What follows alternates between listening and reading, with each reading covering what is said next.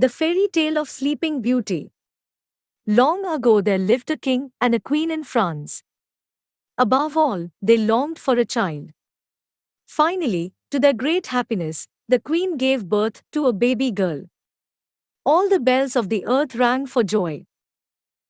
The king and queen invited all the fairies in the kingdom to a baby naming party. And what a party it was! Plates and silverware of pure gold were carefully placed before each guest. However, a fairy appeared at the door, Maleficent, who had left 50 years earlier and had not been seen all this time. The king and queen quickly located the new guest. But unfortunately, the plate and silverware were not pure gold. This made the old fairy very angry. Soon the time came for each fairy to give a blessing to the child. When it was Maleficent's turn, she stood up and pointed a long finger at the girl who was sleeping in the cradle. "I announce before you all," shouted Maleficent, "that on his 16th birthday, this child will stick his finger in the shaft of a spinning wheel and die." The evil genie disappeared in a puff of smoke. Everyone screamed in alarm, as you can imagine. But one fairy still did not give him a blessing. The king and queen asked this fairy, whose name was Merryweather, to reverse the curse. Merryweather shook his head sadly. That was not possible. But he was able to soften the curse. On her 16th birthday, he said, if the princess puts her finger in the spinning wheel, she will not die, but sleep for 100 years. 100 years, said the queen. When our daughter turns 16, we won't know her anymore. The king ordered all the spinners of the kingdom to be brought into the palace and burned. To make sure the princess was not near the spinning wheel, she also ordered the fairy Merryweather and two other fairies, Flora and Fauna, to take the child away. The fairies would raise the child in a cabin, deep in the forest. There they kept him safe after his 16th birthday. After that day, it would be safe to bring the princess, who was named Aurora, back to the castle. Aurora grew up not knowing anyone but the three fairies she knew as her aunts. The animals of the forest were his friends. Birds and deer, jackals, and rabbits followed him as he fed them sweets and caught them. From a young age, Aurora was told to stay within the hills that surrounded them. He didn't care at all. The woods were wide and deep within the hills, and he had plenty of room to play. One day, Aurora came home to the cottage to find her three aunts preparing for a party. "What's going on?" he said. "Tonight we celebrate your 16th birthday," said Flora. "Huh?" Aurora said. "That means I'm going back to the castle tomorrow." "Yes," said Guy Weather. "We have protected you from this spinner for 16 years.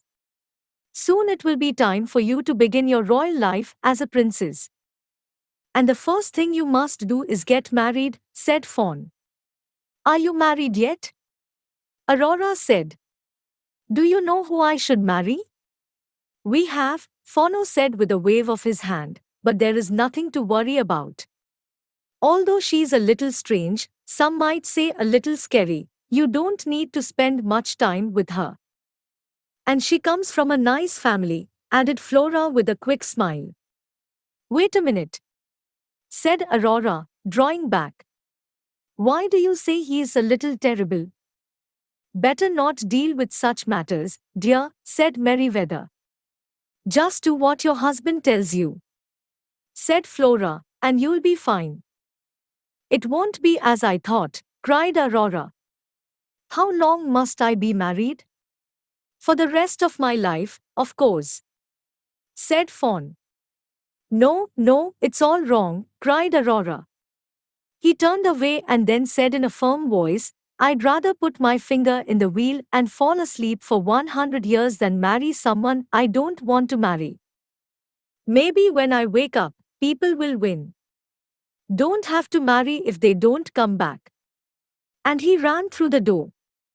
"My dear," Merryweather said to the other two fairies, "I don't think it went very well. Aurora ran deep into the forest where her animal friends lived. Beside him, a deer hopped with rabbits and stripes. "We have to get out of here," he told everyone.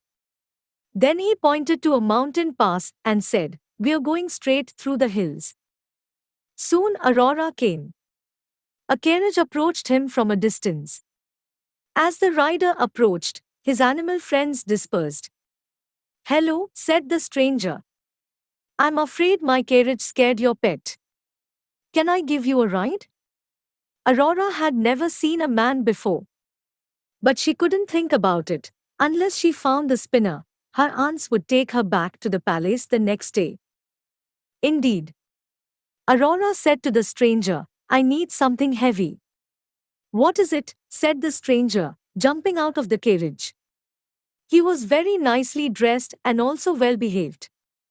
"Care," said Aurora. "Spinning," said the stranger. "But no one is in the country anymore, everyone knows that." "Well, you see," said Aurora, rubbing her hands together, "I have this friend. She really needs a spinner." Aurora looked directly at the stranger. "It's a matter of life or death." The stranger looked into Aurora's eyes. Finally, he said, "I can figure one out," he said. "But that must be between you and me." The stranger stepped closer. "Near here lives an old woman who spun yarn all her life.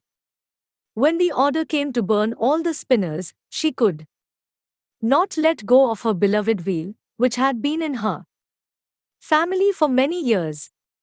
He came to me," he said, pointing the way, "because I am a prince from the next kingdom. He asked me to put it away safely. So I put it in the attic of my castle tower, where no one goes until 16 years have passed." "She asked me to keep it," said the prince.